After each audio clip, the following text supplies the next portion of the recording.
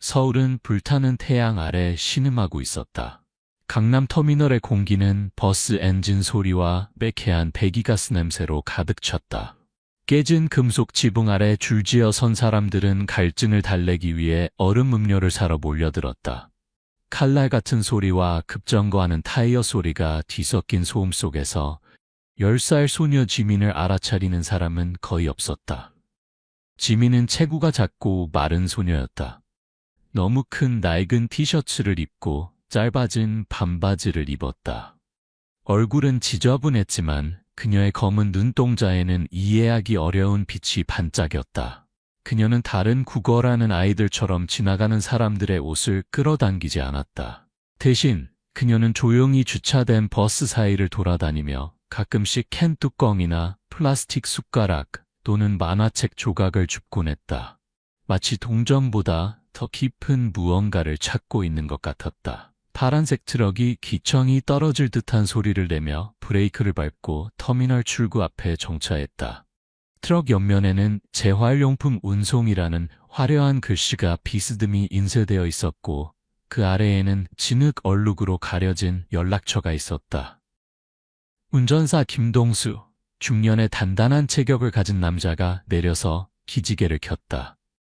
그의 눈에는 긴장감이 스쳐 지나갔지만 터미널 생활의 구석구석을 잘 알고 있는 사람의 태연함 뒤에 숨겨져 있었다. 그는 경비실로 걸어가서 출차 서류를 제출하며 옅은 미소를 지었다. 바로 그때 키가 찢어질 듯한 금속성 소리가 울려 퍼졌다. 트럭이 보도 가장자리에 더 가까이 가기 위해 천천히 후진하는 동안 지민이 갑자기 몸을 뒤로 물리며 떨기 시작했다.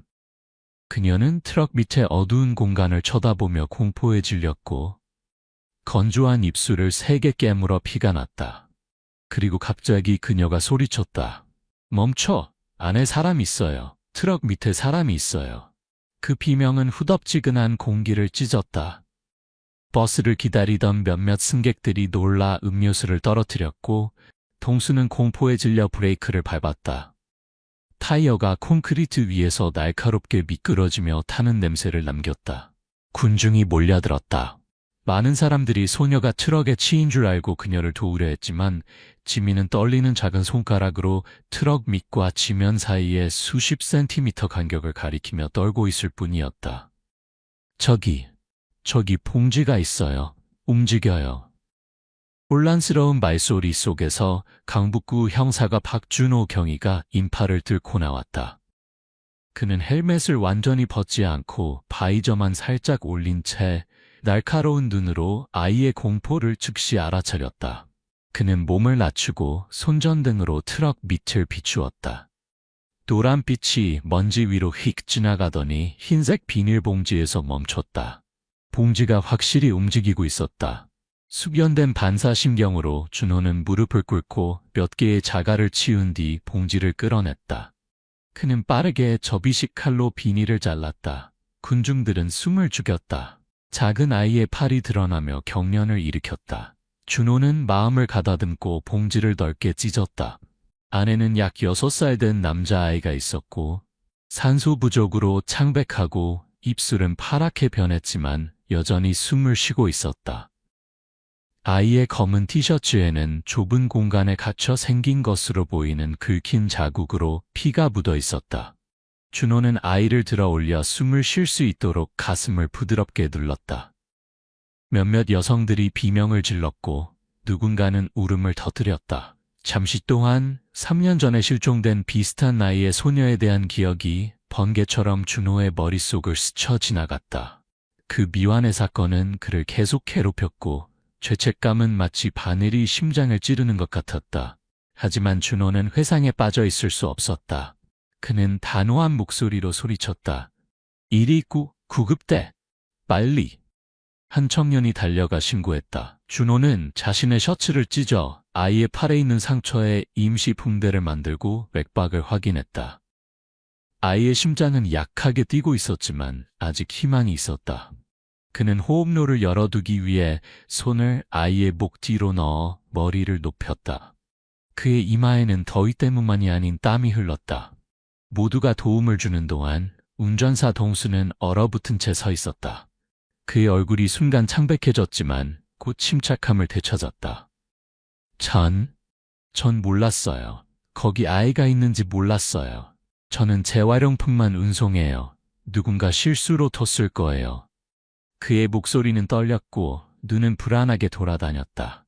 준호가 고개를 들어 그를 똑바로 쳐다보았다. 어디서부터 여기까지 오신 경로를 보여주세요.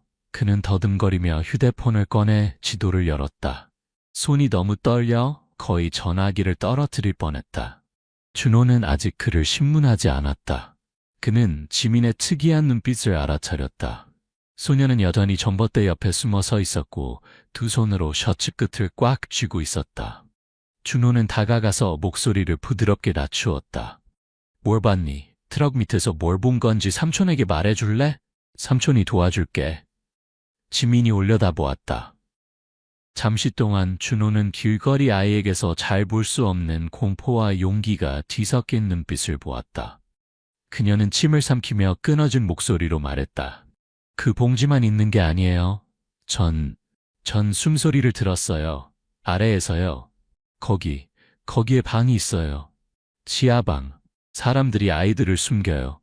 그 짧은 문장이 준호의 등골을 오싹하게 했다. 터미널 한가운데 지하실이라고? 그는 이미 도착한 과학수사팀에게 돌아섰다. 현장 보존과 트럭 후진 경로 차단을 지시했다. 트럭을 살짝 들어 올리자 땅이 약간 가라앉은 흔적이 드러났다. 기술자가 지렛대로 파내자 금속이 콘크리트에 부딪히는 건조한 소리가 울렸다. 시멘트층이 마치 막힌 우물 입구처럼 생겼다. 3번 두드린 후 균열이 나타나 점점 넓어졌다. 습하고 악취 나는 냄새가 솟구쳤다. 군중이 몰려들자 경찰이 그들을 밀어냈다. 콘크리트 뚜껑이 완전히 열리자 준호는 아래를 내려다보았다. 그 아래는 약 반 미터 높이 3미터 길이의 지하실이었다. 바닥은 썩은 합판으로 깔려 있었고 진정제, 썩은 우유, 더러운 첫 냄새가 올라왔다. 깜빡이는 불빛 속에서 준호는 눈이 하나 없는 뜨개질 인형, 빈 과자 봉지, 뚜껑에 지민 유럽쌀이라고 낙서된 빨간 장난감 자동차를 보았다.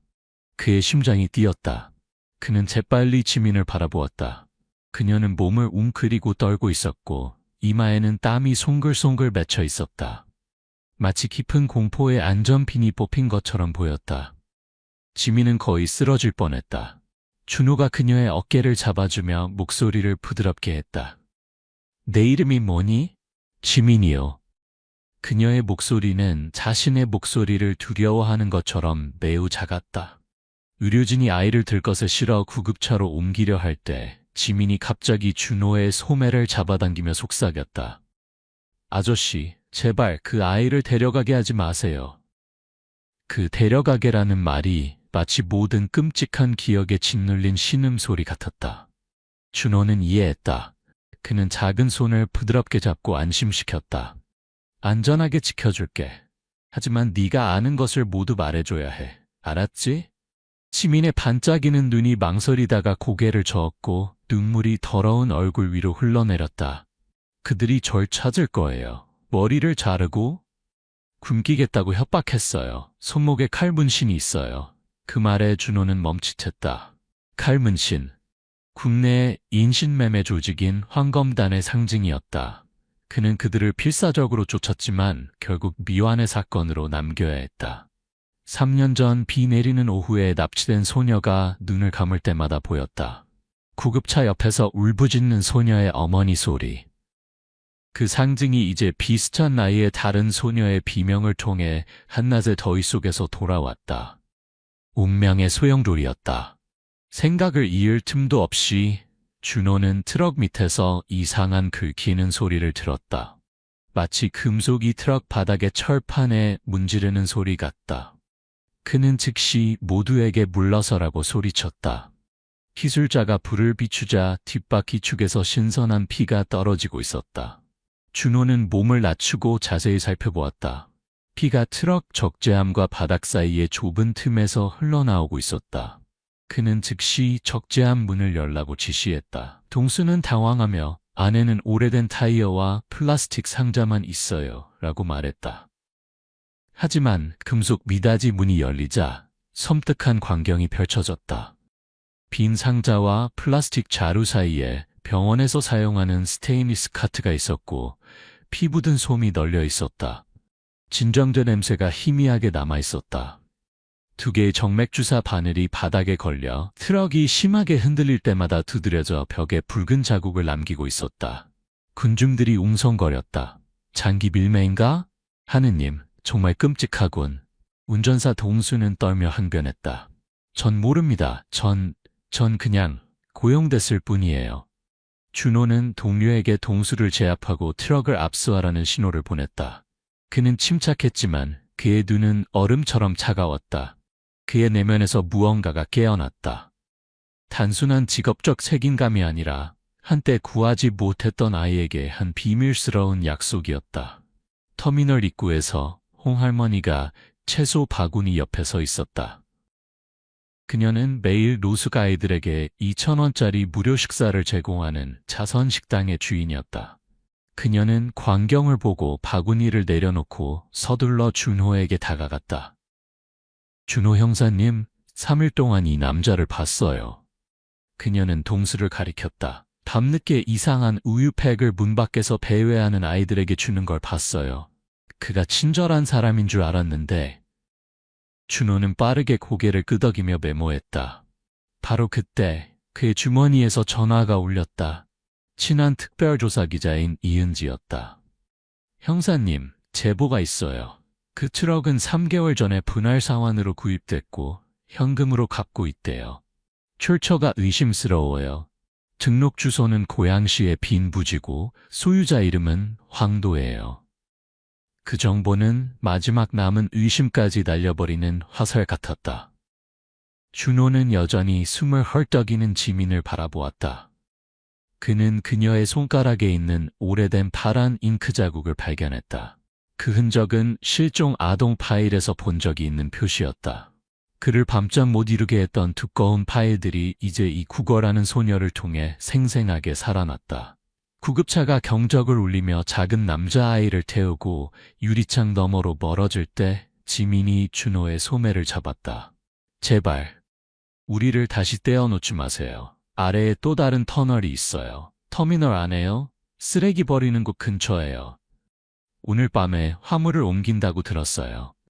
제 동생이 다시 갇히는 건 싫어요.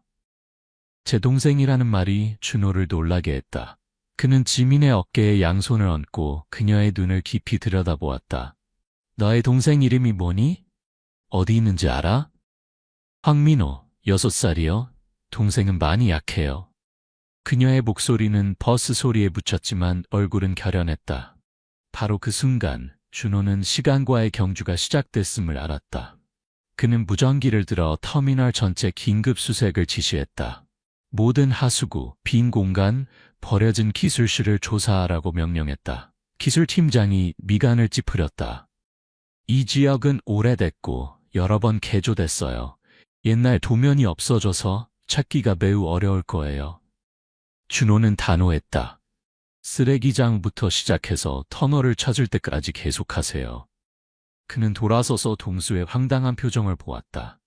준호는 가까이 다가가 목소리를 낮추었지만 각 단어는 돌처럼 무거웠다. 당신이 어떤 범죄를 저지르고 있는지 알고 있습니까? 아동 납치와 은닉은 중죄입니다. 빨리 협조할수록 자신을 구할 기회가 더 많아집니다. 동수는 어깨가 처지고 식은땀을 흘렸다. 그의 눈꺼풀이 약간 떨렸다. 죄책감과 두려움 사이에서 고통받는 사람의 심리적 신호였다. 하지만 그가 말을 하기도 전에 깊은 굉음이 들려왔다. 수색팀이 빈 벽돌을 발견한 것이다. 작업자가 크게 소리쳤고 모두가 숨을 참았다. 준호는 다른 사람들과 함께 달려가 콘크리트를 더 파냈다. 녹슨 금속 뚜껑이 나타났다. 준호는 손전등을 비춰보니 뚜껑이 뒤틀려 있었지만 추가 금속 막대로 단단히 고정되어 있었다. 틈에서 차가운 공기가 올라왔고 아이의 것인지 파이프를 통해 부는 바람 소리인지 분간할 수 없는 희미한 흐느낌 소리가 들렸다. 평범해 보이는 도로 아래에 아이들을 가두고 몰래 운반하는 데 사용되는 비밀 터널이 있다는 것에 더 이상 의심의 여지가 없었다. 준호의 심장은 빠르게 뛰었다. 그는 기술자들에게 산소 마스크, 소형 방독면, 안전벨트를 준비하라고 신호했다. 드릴이 힌지에 닿자마자 지민이 갑자기 흐느끼기 시작했다. 그녀는 머리를 감싸고 무릎을 꿇었다. 그녀의 목소리가 기계 소음 속에서도 찢어지듯 울려 퍼졌다. 기억나요? 전 거기 아래 있었어요. 너무 추웠어요. 너무 어두웠어요. 칼 문신이 있는 아저씨가 항상 나무 자르는 칼 이야기를 했어요. 소리 지르면 영원히 가둬두겠다고 했어요. 전 무서웠지만 오늘은 소리쳐야 했어요. 제 동생이 거기 있으니까요. 제 동생이 거기 있으니까요 라는 말은 눈물에 젖어 목이 베었고 그 눈물은 지켜보는 사람들의 마음을 파고들었다. 옹할머니가 그녀를 안아주었다. 근처에 있던 몇몇 건장한 남자들은 얼굴을 돌리고 몰래 눈물을 닦았다. 먼지 묻은 소녀의 얼굴에 땀과 눈물이 섞였다. 하지만 바로 그 고통스러운 순간에도 그녀의 눈은 밤의 어둠 속에서 타오르는 불꽃처럼 빛났다. 바로 그 눈빛이 한여름 답답한 터미널에서 수십 명의 양심을 일깨웠고 준호 경위의 삶에서 가장 긴박한 추적의 서막을 열었다. 콘크리트 구멍이 반 인치 더 열리자 그 울음소리가 갑자기 멈추고 대신 가쁜 숨소리가 들렸다. 준호는 손전등을 비추며 크게 소리쳤다. 아래에 누구 있어요? 저는 경찰입니다. 진정하세요. 우리가 구해드릴게요. 아래에서 찰그락거리는 소리가 울렸지만 아무도 대답하지 않았다. 준호는 의료팀에게 돌아섰다. 구조용 벨트, 부드러운 들것, 아이용 산소 마스크를 준비하라고 했다. 그는 시계를 보았다. 뜨거운 정오가 이제 이른 오후로 바뀌고 있었다. 뜨거운 태양이 연기와 먼지를 뚫고 금이 간 도로 위로 눈부신 줄무늬를 드리웠다. 빛과 어둠 사이의 전투가 소녀의 비명과 함께 시작되었다. 준호 경위는 이제 후퇴할 길이 없음을 알았다. 모든 아이를 어둠에서 구출하거나 아니면 그 자신의 양심의 나머지 부분이 이 깊은 구덩이에 삼켜질 것이다. 구멍 가장자리에서 지민은 마른 손을 꽉 쥐었다. 그녀의 얼굴은 더러웠지만 눈빛에는 이제 두려움이 없었다. 그 눈에서 희망의 불씨가 타오르고 있었다. 비록 지하실에 긴 밤 동안 묻혀 있었지만 이제 무고한 영혼들을 보호하기 위해 큰 소리로 외치겠다는 결정으로 불타오르고 있었다. 그 외침은 브레이크 소리, 그리고 도시를 둘러싼 어두운 세력에 대한 암묵적 선전포고가 된 젊은 경찰의 두근거리는 심장 소리와 함께했다. 멀리서 구급차 사이렌이 길게 울렸고 아동병원에서 온 구조 헬리콥터의 굉음이 들리기 시작했다. 다가오는 폭풍을 알리는 익숙하면서도 낯선 소리였다. 하지만 그 폭풍이 어둠을 쓸어내간다면 그것은 새벽을 가져올 것이다. 그 새벽의 첫 증거는 준호가 들것을 지나칠 때 그의 손을 약하게 잡은 작은 소년이었다. 파란 입술이 뭔가를 말하려는 듯 움직였다. 마치 감사의 말이나 희미한 간청 같았다. 준호는 몸을 숙여 귀를 기울였다. 약한 숨결이 느껴졌고 그는 자신이 미소 짓고 있음을 깨달았다. 작은 마음들의 빛을 주기 위해 깊은 지하실로 뛰어들기로 한 사람의 틈은 하지만 결연한 미소였다. 콘크리트 조각이 지하실 바닥으로 떨어지며 딸깍거리는 소리가 났다. 축축하고 차가운 냄새가 고대 우물의 숨결처럼 올라왔다. 먼지와 연기 너머로 과학수사팀의 손전등 빛이 갈라진 시멘트 벽에 흔들리는 빗줄기를 만들었다. 준호 경위는 지하실 가장자리에 쪼그려 앉아 안전벨트를 조정한 후 자신을 좁은 알루미늄 사다리로 내렸다. 한낮의 열기는 그가 젖은 천처럼 축축하고 어두운 공간에 발을 디디자 사라졌다. 지하실은 성인 허리 높이에도 미치지 못했고 시멘트 천장에는 이끼가 끼어 있었으며 몇 군데 물이 고여 검은 웅덩이를 이루고 있었다. 손전등 아래에서 준호는 바닥 전체에 아이 유모차 바퀴의 흔적으로 보이는 평행한 작은 흠집이 있는 것을 보았다. 그의 눈에 먼저 들어온 것은 한쪽 눈이 없는 뜨개질 인형이 찢어진 머리카락으로 마치 지민 7살이라고 쓰여진 빨간 장난감 자동차를 보호하는 듯 옆으로 누워 있었다. 그 옆에는 3개의 부풀어 오른 이유식 상자와 반쯤 찢어진 오리 그림이 수놓인 얇은 아기 담요가 있었다. 가장 먼 구석에서는 소독제 냄새가 아직도 새 것 같았다. 누군가 벽을 서둘러 닦은 흔적이 있었다. 아이는 한 명도 없고 오직 누수된 파이프에서 물방울이 떨어지는 소리만 있었다. 준호는 소름이 돋았다. 그는 휴대용 카메라를 꺼내 지하실 전체를 훑었다. 불빛이 그의 얼굴을 비출 때마다 차가운 눈빛 속에 깊은 슬픔이 깃든 표정이 나타났다. 그는 메모장을 꺼내 증거물의 번호를 매기고 인형, 소녀의 옷, 우유상자, 장난감 자동차를 조심스럽게 비닐봉지에 넣었다. 장난감 자동차를 만질 때 그의 손가락이 약간 떨렸다. 지민 7D라는 표시는 마치 무뎌진 칼날이 아직 아물지 않은 기억을 자르는 것 같았다. 그는 무전기를 켰다. 지상팀 들리나? 지하실에 피해자 없음. 방금 청소한 흔적 있음. 누군가 전부터 경계했을 가능성 높음. 터미널 주변 2개의 하수도 시스템 즉시 봉쇄 요청. 바람에 섞인 응답이 들렸다. 알았음. 모든 하수구와 배수구 차단 중. 소방대가 5분 후 관로 카메라 가져옴. 준호는 위를 올려다보았다.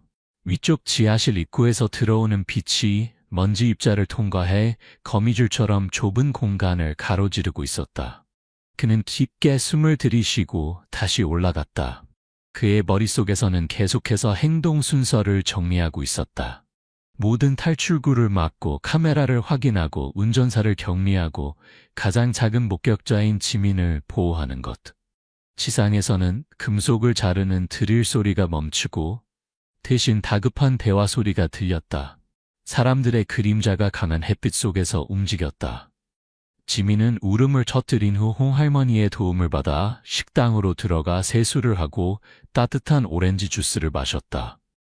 그녀의 두 손은 차가웠지만 준호가 다가오자 즉시 일어나 공포에 질려 말했다. 아저씨, 제 동생 못 찾았어요? 동생은 아직 숨쉬고 있어요?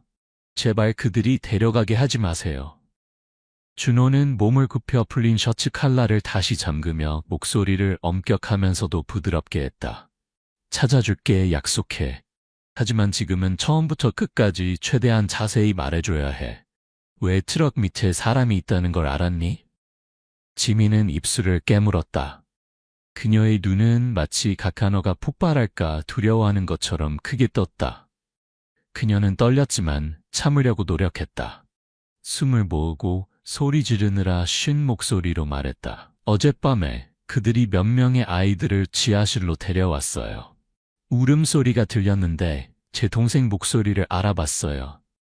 비밀 자물쇠를 기억해서 지하실 뚜껑 옆에 숨어서 조금 열어봤어요.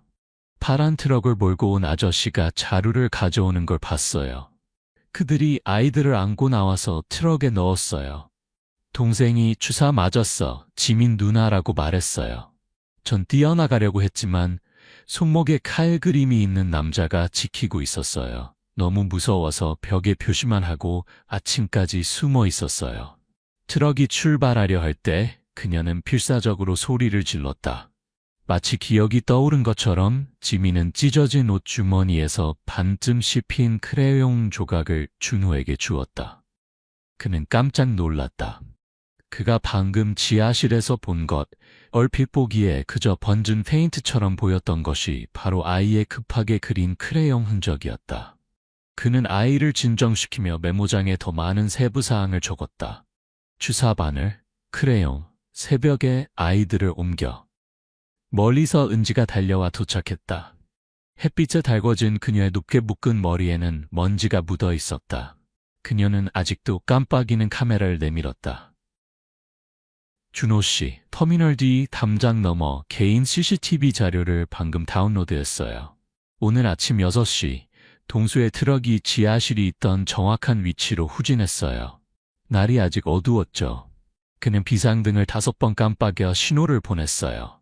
그 후 번호판 없는 픽업 트럭이 뒷골목에 잠시 멈춰 몇 개의 큰 상자를 옮긴 다음 고양시 창고 방향인 지방도로로 달려갔어요. 황도의 고물상 쪽으로요. 황도라는 이름을 듣자 준호의 눈이 좁아졌다. 은지는 종이를 더 꺼냈다. 여기 은행 명세서가 있어요. 개남이라는 가명으로 되어 있지만 신분증 사진은 동수예요. 돈은 청인 고철 수집소에서 나왔어요. 주소는 삼점동 골목 끝이에요. 준호는 빠르게 훑어보고 고개를 끄덕였다. 고마워 은지씨. 과학수사팀과 협력해서 고양시 은평구 도로의 모든 CCTV를 추출해줘요. 정확한 경로가 필요해요. 용감한 기자가 뛰어가려다 멈추었다. 조심하세요. 황도가 국경에서 불법 총기를 구했다는 소문이 있어요. 방심하지 마세요. 준호의 입가에 미소가 스쳤다. 마치 감사와 형사로서 안전을 약속할 수 없는 것에 대한 사과가 섞인 듯했다. 임시로 세워진 야전병원 복도 옆에 주차된 구급차에서 김명신 의사가 구출된 남자아이 위로 몸을 숙였다. 심장 모니터가 불규칙하게 삑삑거렸다. 손가락에 모세혈관 재충전 지연은 가벼운 호흡 부전을 보여주었다. 그녀는 아이의 셔츠 칼라를 맡으며 중얼거렸다. 이 팔리도캔 냄새. 그들은 싸고 오래된 마취제를 사용했어요. 아이들을 오래 의식불명 상태로 두지 않기 위해 낮은 용량을 사용한 거죠. 정말 잔인해요. 그녀는 간호사에게 포도당 용액을 희석하라고 지시한 후 밖으로 나왔다. 방금 도착한 준호가 고개를 끄덕여 인사했다. 그녀는 먼지 방지 안경을 고쳐 쓰고 조용히 말했다. 심각한 부상은 없지만 산소 부족으로 입술이 파랗게 변했어요. 팔에 주사 자국이 있고 혈액에 남은 물질은 케타민과 약간의 미다졸람이에요. 독성학자가 더 자세히 분석할 거예요.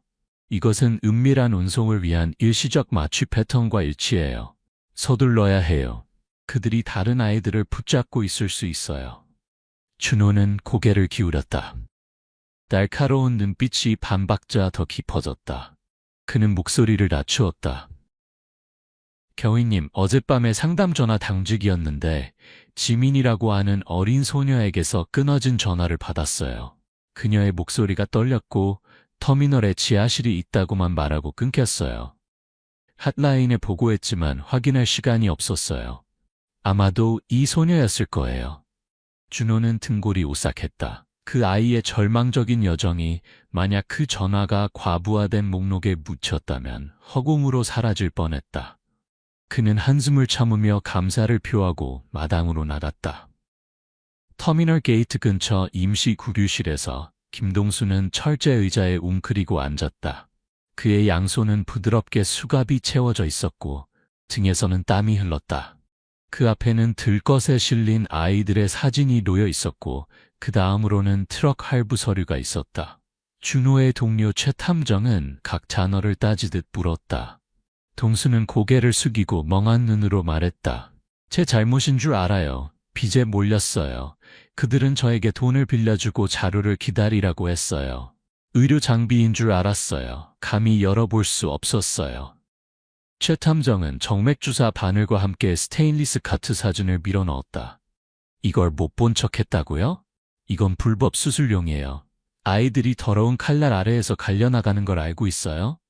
동수는 머리를 감싸고 목이 메어 흐느꼈다. 그는 입술을 움직이더니 숨을 헐떡였다. 전 그냥 배달만 했어요. 청인창고예요.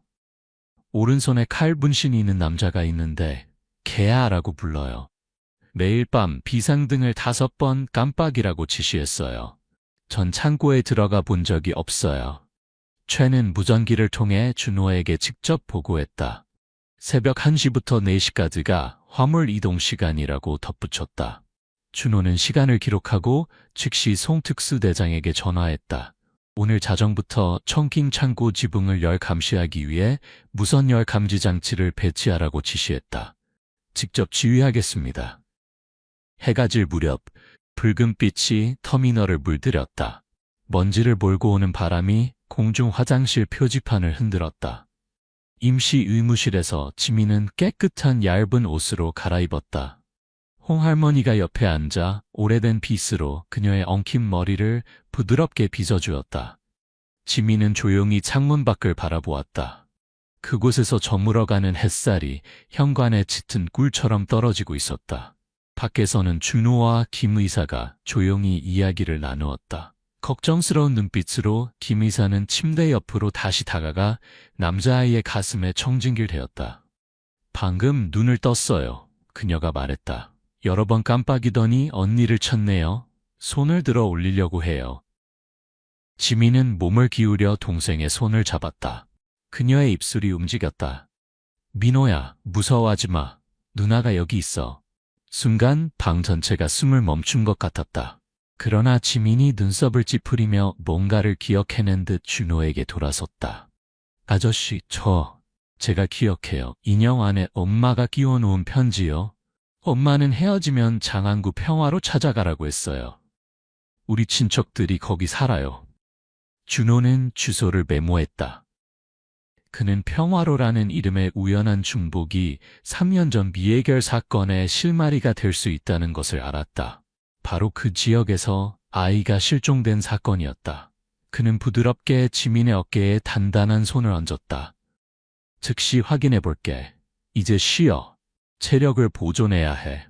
지민은 고개를 끄덕였지만 그녀의 눈은 계속 크게 떠져 있었다. 김 의사는 낮은 용량의 진정제를 투여했다. 아이에게 잠이 필요해요. 앞으로 닥칠 일에 대처할 체력이 필요합니다. 약물이 혈관에 들어가자 지민의 눈꺼풀이 처졌지만 깊은 잠에 들기 전에 갑자기 울기 시작했다. 그녀는 떨며 말했다. 어둠 속에서 자고 싶지 않아요. 제발 문 잠그지 마세요. 준호는 멈칫했다. 그는 그 작은 목소리 속에 담긴 부서짐을 분명히 들었다. 그는 의자를 끌어와 바로 옆에 앉았다. 김 의사에게 밝은 천장등을 끄고 따뜻한 노란 탁상등을 켜라고 신호했다. 그는 소녀의 손을 잡고 아이를 구출한 이야기, 사람들이 모든 하수구를 파헤치고 있다는 이야기, 더 이상 어둠 속에 머물러야 할 아이는 없다는 이야기를 들려주었다. 그의 말은 느리고 간결했지만 각 단어는 마치 기억의 깊은 골짜기를 건너는 아이를 위한 디딤돌 같았다. 약 10분 후 지민의 손이 부드러워지고 호흡이 고르게 되었다. 눈꺼풀이 가볍게 떨렸다. 준호가 자리에서 일어나려는 순간 지민이 갑자기 짧게 비명을 질렀다. 그녀의 몸이 활처럼 휘었다. 엄라. 그 외침이 공간을 찢었다. 모니터에 표시된 민호의 심장박동도 급증했다. 지민은 눈을 크게 뜨고 얼굴이 창백해진 후 기절했다. 그녀의 손목, 연약한 피부가 드러난 곳에 준호는 긴 흉터를 보았다. 똑바른 흉터, 마치 면도날로 베인 것 같았다. 그는 가볍게 떨었다. 아이의 살에 새겨진 칼 문신인지 아니면 벌의 흔적인지. 김 의사가 달려와 확인한 후 탈진으로 인한 혈압 강화라고 결론지었다.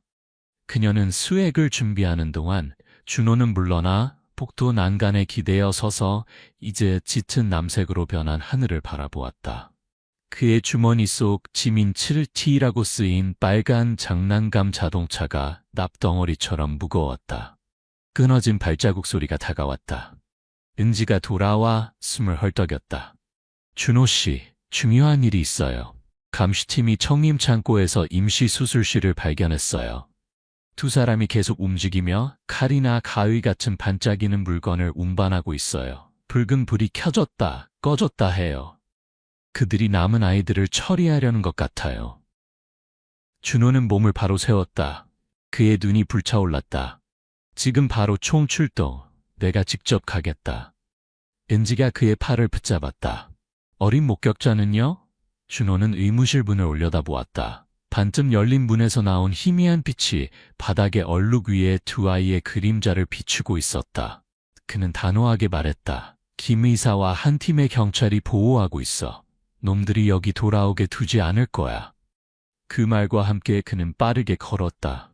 그의 구두 소리가 타일 바닥에 울려 퍼졌고 밖에서 대기 중인 경차 사이렌과 섞였다.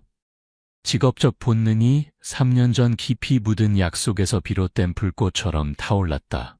다시는 아이를 잃지 않겠다는 약속. 서울의 밤이 막 내려앉았다. 달이 없었다. 하지만 경찰차 위에 작은 LED 불빛이 먼지를 뚫고 푸른빛과 붉은빛의 긴 줄무늬를 그렸다. 터미널은 이제 조용했다. 홍할머니 식당의 외로운 풍경종만이 부드럽게 울렸다. 수술실에서의 긴장된 밤을 알리는 신호와 같았다. 경찰차가 사라지는 순간 김 의사는 문을 부드럽게 닫으며 스스로에게 속삭였다. 아이들이 새벽을 볼 수 있기를. 그 말은 어둠 속에 녹아들었지만 그 조용한 희망은 멀어지는 사이렌 소리와 함께 어둠과 인간의 연민 사이의 생사를 건 전투에 용감하게 뛰어드는 마음들을 이끄는 가느다란 실이 되었다. 저녁 8시경 청임창고로 이어지는 지방도로는 흙먼지로 뿌옇게 덮여 있었다. 양쪽으로는 드문드문 낡은 필라멘트 전구가 밤바람에 흔들리며 노란빛을 발했다. 연속적으로 쥐어진 철제 창고에서는 녹슨 금속과 탄 플라스틱 냄새가 목구멍을 자극하는 불쾌한 맛을 내뿜었다. 멀리 하늘은 짙은 푸른색으로 변했고 무거운 구름이 번개를 품고 있었다. 때 아닌 폭우가 예고되고 있었다. 준호 경위는 오래된 화렵수 뒤에 숨어 적외선 쌍안경으로 관찰하고 있었다. 그 옆에서 송특수대장은 소형 위성 위치 추적기를 조작하며 창고 안의 각 여론을 표시했다. 그 뒤에는 은지가 야간 촬영 카메라를 메고 있었다. 그녀의 귀에는 뉴스룸으로 직접 신호를 보내는 이어폰이 꽂혀 있었다.